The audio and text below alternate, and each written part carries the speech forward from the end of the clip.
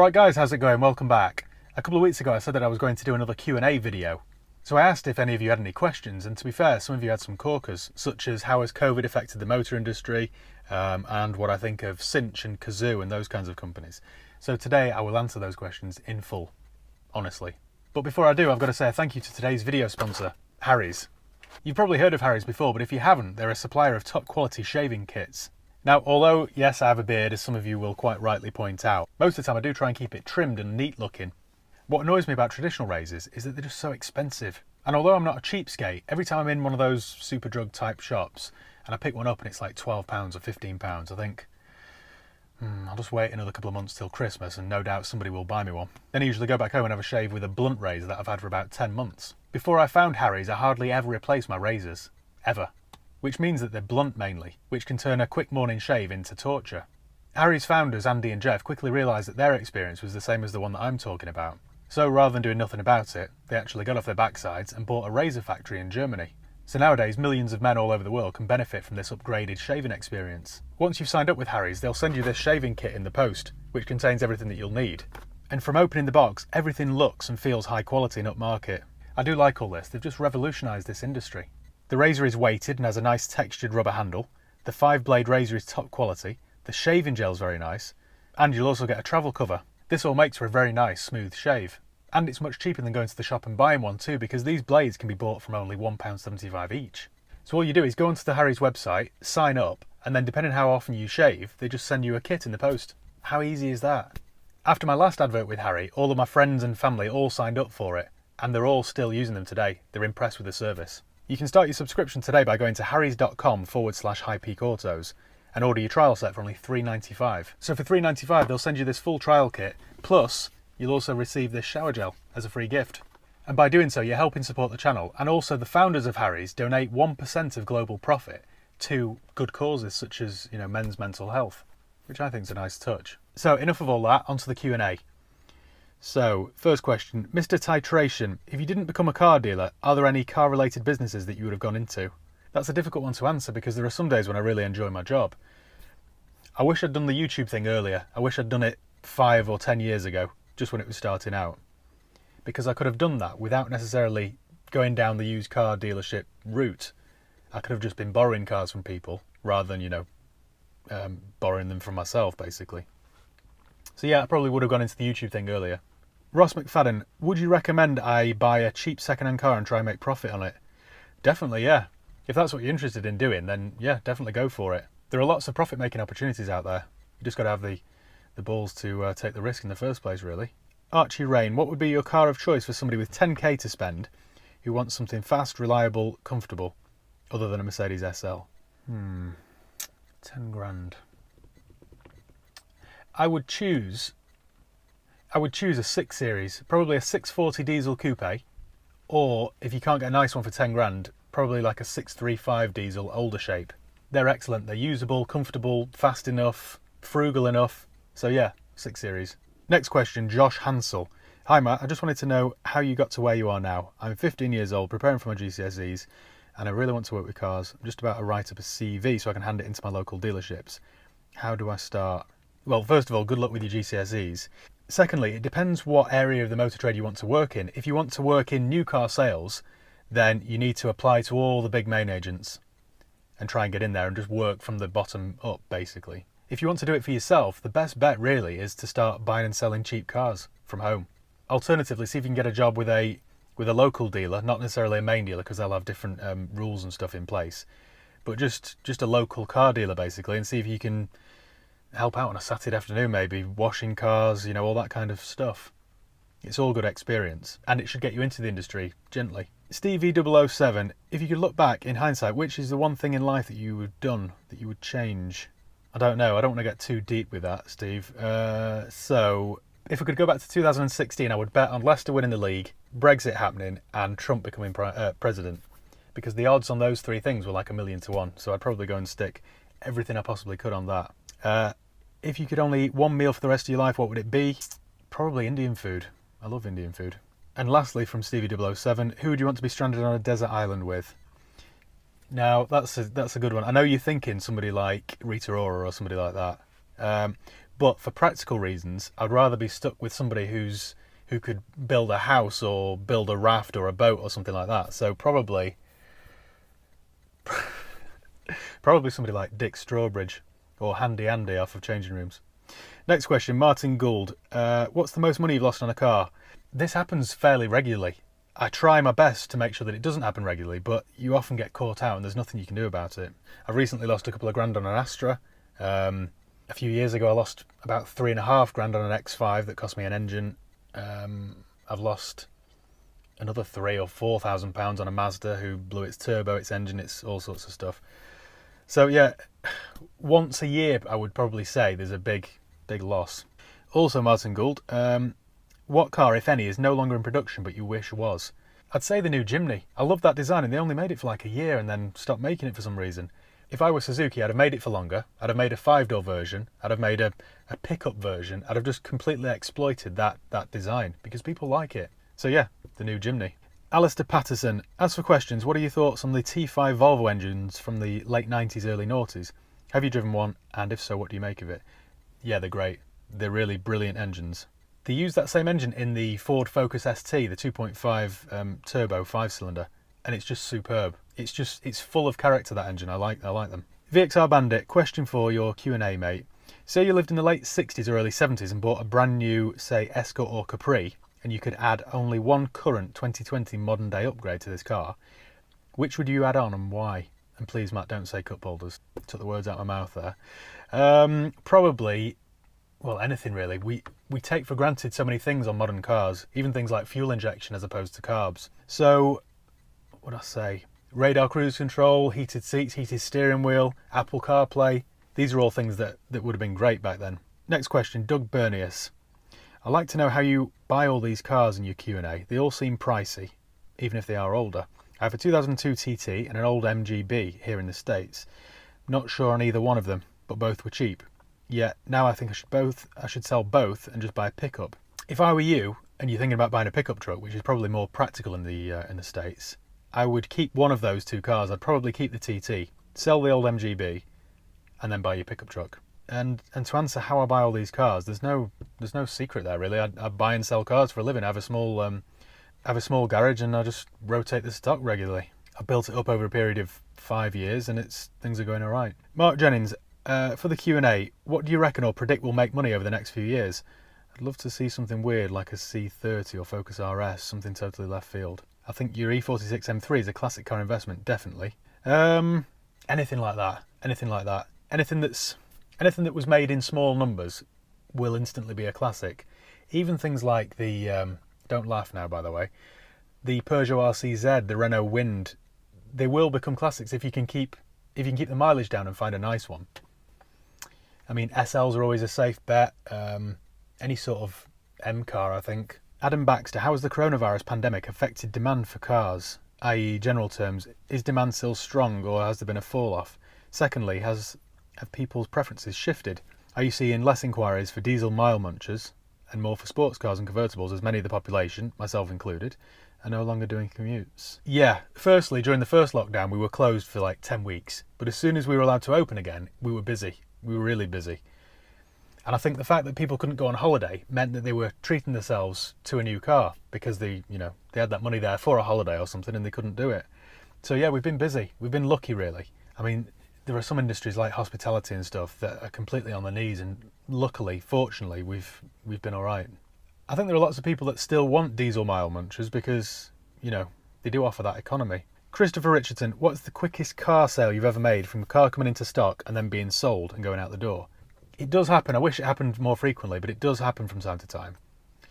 I remember a couple of years ago I had a Lexus LS 460, which was gorgeous, and sold it within a couple of weeks and took in a Lexus GS 300 in swap.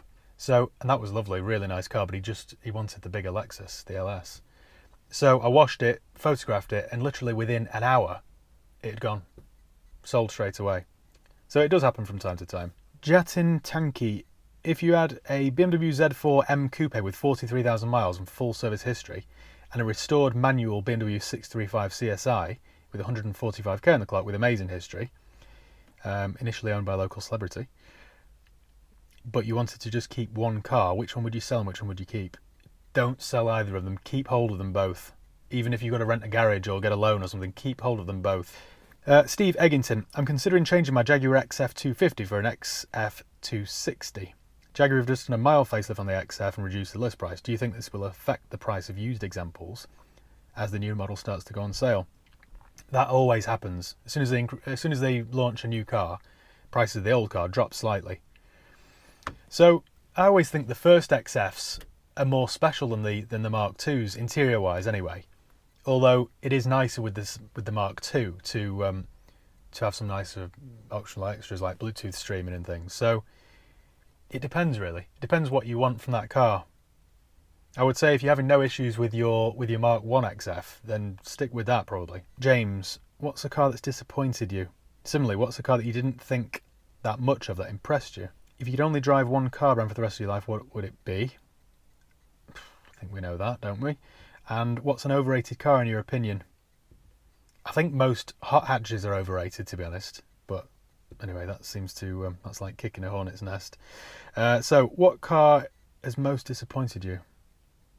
Or what car didn't you think that much of? Probably the Alfa Romeo Giulietta. That impressed me. I wasn't expecting anything from that, and it impressed me. Similarly, most Skodas do the same thing, because you go in there thinking it's just going to be a dreary, drab car, and things like the Yeti are actually very good, very usable cars. Next question, Shaker Maker. If you could pick one completely over-the-top extra on a car, what would it be? Heated steering wheel. Go for 1471. Question for you, Audi A6 Allroad, S6 or RS6? Which and why, as I love all three cars? I personally, well, the first A6 Allroad was a disaster of a car. I hate those things. And if I was picking between an S6 and an RS6, I would honestly pick the S6. I like the fact that it's a little bit more discreet and it flies under the radar a little bit, and it's still absolutely rapid. So yeah, I'd go for an S6. An RS6 is a little bit too much, isn't it? Christopher Richardson, question. Describe in your own words how you think the car market is behaving post-lockdown. I'm not sure about new car sales because I can't possibly speak for that because I don't really know, but used car sales has been busy. It's been very good. How's it going to go forward following the second lockdown? I think the same as the first, to be honest, although we're going into Christmas, aren't we, so it's always a quieter time of year. Did you notice a massive rise in sales after the first lockdown? Yes, definitely, 100%. I had one of the busiest months ever. Next question, James Rice. For somebody in the young 20s who enjoys cars, would you recommend driving a cheap runabout, happens to be my first car, while saving for a more expensive car, or jumping between some cheaper older cars for a few years before saving for a new one? That's tough, isn't it? It depends. If you want to get into flipping cars, then definitely try and flip them really. Try and chop and change and profit, or at least don't lose a fortune. But if you're not really into flipping cars, then the safest bet is to stick with something cheap and save your money, and then you can treat yourself to something in a few years' time. Groovy Man, my low mileage car is approaching 4 years old, purchased from new. I have a few scrapes on the bumper. Should I spend money repairing it? It depends how bad the damage is really, but I would repair it, definitely. If you plan on keeping it for another few years, then I wouldn't repair it just yet, but I'd repair it before you sold it.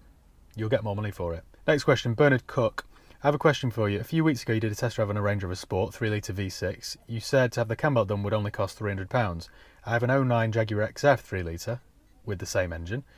I need to have my cam belt done. I was expecting twice that price. Shop around, because there's no reason to pay £600 for a cam belt change. I do get slightly preferential rates because I take so much work to my local mechanic. But still, you shouldn't spend any more than £350 on a cam belt change on one of those cars. Next question, Farisas. For the Q&A, how do you afford all these cars? There's no secret really. I work every single day, even on a Sunday. Things this last year have kind of just fallen into place a little bit. I'm earning a little bit of money from YouTube, a bit of money from advertising here and there. Car sales is busy. So yeah, it's just hard work. I get up every single day, get dressed, go to work, and try and come home with more money than when I started.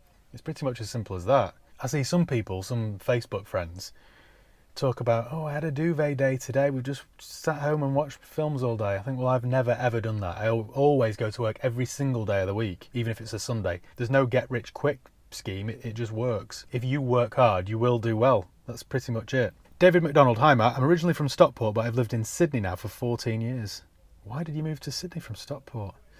I drive a 2016 Scirocco R, but I've been given the chance to purchase a 1989 Peugeot 205 GTI. Good choice.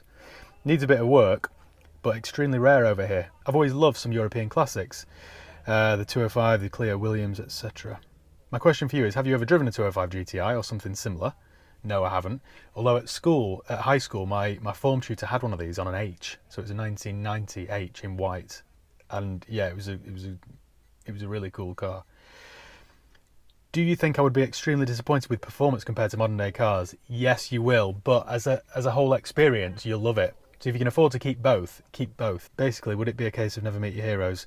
It kind of would, but don't go in there with the bar set too high. I mean, don't forget that's a 30-year-old car now, so you can't expect the earth from it, but they're so full of character and things, I think you'll love it. So yeah, go for it if you can. Next question, Dan P. I'm thinking of coming out of a company car scheme, which I've got to say at lay on FR and buy my own car. I'm a fan of the 635D Grand Coupe, but it's a little too big. I'm leaning towards a 15k 435GC instead. Do you have any others that you could recommend? I want a luxurious interior and a premium sound system. I'd probably go for the 435GC Grand Coupe, or an Audi A7 maybe. Anything like that. I think the bigger car you get, the more luxurious it will be. They just come with more extras, apart from my old S-Class. Christopher Richardson, I work for a large car rental company, if not the largest in the world. How much of your stock is ex-rental, and what do you think about them condition-wise, how they've been serviced and looked after, etc.? People are often, probably quite rightly, put off by ex-rental cars. But quite often, whenever I've bought one by accident, I've got the logbook back and the first owner was Hertz or Avis, you check how long they've had it for, and they will have only had it for like 6 months. Do you think, well, what damage could possibly have happened in those first 6 months? You know, now the car's 6 or 8 years old and been owned by one owner since. It doesn't really matter, does it? I wouldn't want to buy a car that's been a rental car for 10 years, don't get me wrong, but for 6 months or a year, you should be fine. Especially nowadays, cars are better than they were 20 years ago. South London, evening fella. For the Q&A, how has COVID affected trade this year? And what do you see in the future for used car trade with the likes of Kazoo and Cinch and all the other well-known car drop-off at your door sale companies? Do you think these companies will die a death and people refer to buying off the used car dealer's pitch again? If you haven't heard of Kazoo or Cinch, they are like an online, they've tried to digitalise buying a car.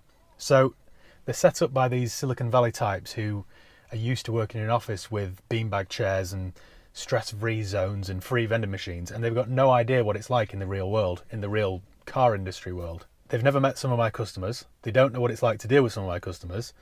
They've got no idea that you've got to work 10-hour days, and sometimes the only chance you'll get to have a lunch break is a Snickers while you're on a test drive. I think these companies will come and go because they can't possibly work. They do, when I first heard this on the TV, they do a 14-day money-back guarantee. So you could buy a car from them, get it delivered to your door, use it for 10 days, go to Cornwall with your kids and your dogs and let the kids crush what sits into the carpet in the back, and the dog can shed all of its hair in the boot. Then you can call them up and give them no reason whatsoever and say, yeah, sorry, it's not for me. It can't possibly work.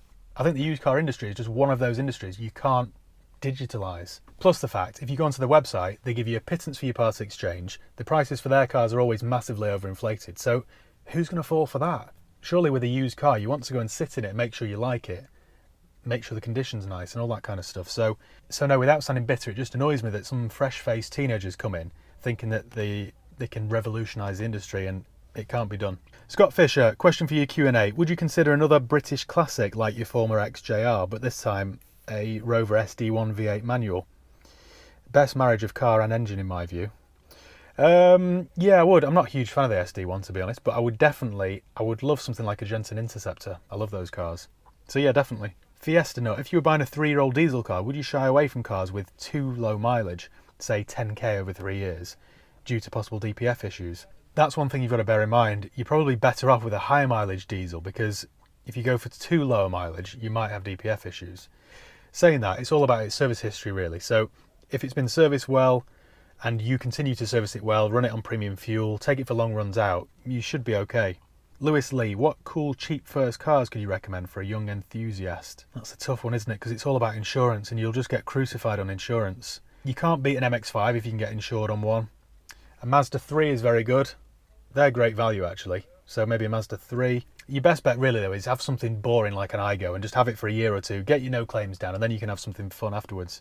Don't forget, you've got your whole life ahead of you, so don't worry about having the coolest first car. Keenan Marks, is the 4.3 manual Vantage a good buy? I would say it is.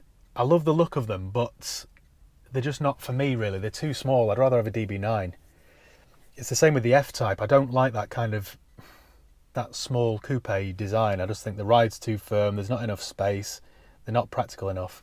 I much prefer a big Grand Coupe. I'd rather have an XK than an F-Type. I'd rather have a DB9 than a Vantage. A cars guy, Q&A. As a Range Rover owner and general Land Rover fan, would you take your Range Rover green laning? And if so, would you post a video?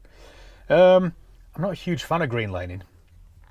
For me, it's a bit of a pointless exercise. It's like people who go out for walks. Walking's fine if you're using it to get somewhere. Green laning's fine if it takes you to your destination, but just as an exercise, what's the point? Timmy Watkins, would you buy a diesel car nowadays if you were looking for a long-term family car? I only do 10,000 miles a year. 10,000 miles a year is probably enough to warrant a diesel, to be honest. And it means that you get the extra economy, just service it right and look after it. And you shouldn't have any issues, really. If you go for an older diesel car, you're still going to benefit from things like low road tax and, excellent miles per gallon. So yeah, why not? Brian Morrissey, in terms of Q&A, I suppose I could ask you car stuff, but you're going to get all that anyway. What's your favourite Simpsons episode? I've not seen that for years. Probably the one where Homer invents a car and it's got 27 cup holders. Probably that one. That might be where I've got my cup holder obsession from, actually. Zero, what are your friends and family's thoughts on the success of a YouTube channel? Yeah, they've always been really supportive of it from day one, to be honest. I think initially they thought it was going to be a little bit pointless, perhaps, but they never said that. So yeah, they're quite supportive of it. John Fisher, do you watch CarWow, Yanimize, Asheville, Car Throttle and any others? I do and I don't. I'm not like a religious viewer of any one particular channel, only Harry's Garage.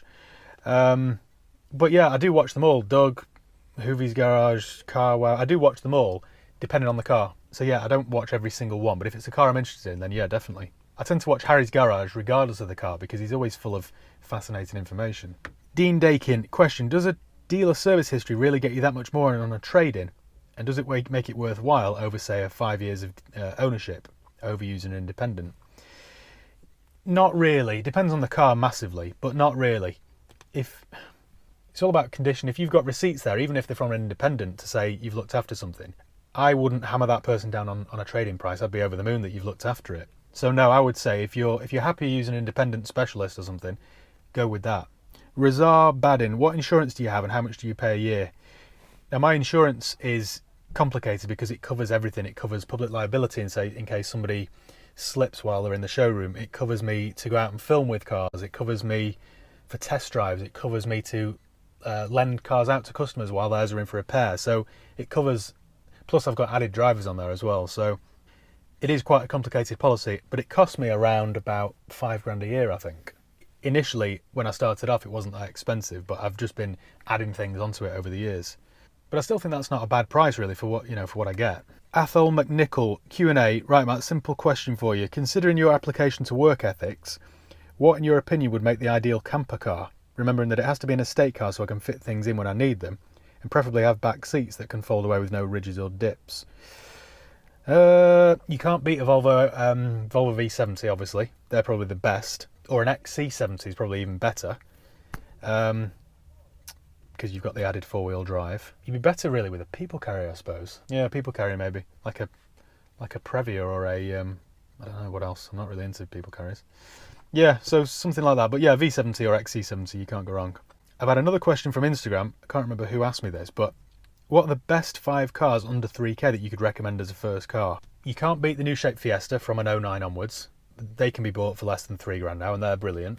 Mazda 3s are good if you want something a little bit bigger. Mazda 2s are good as well, actually. I know they're boring, but you can't beat Toyota Aygo C1 107. They're all great first cars. You could go for a Ford Focus with a 1-litre engine. That would be cheap enough to insure, and they're a pretty good first car. Elliot Rossmore, he asked me this on Instagram. I just want to know if you had any advice on how to start a used car dealership now, and also how profitable the business is, if that's not too much of an intruding question. Listen, I've been quite vocal on this. I don't enjoy my job that much every single day because it's hard work, stressful. You're constantly robbing Peter to pay Paul. It's a battle, but it is profitable.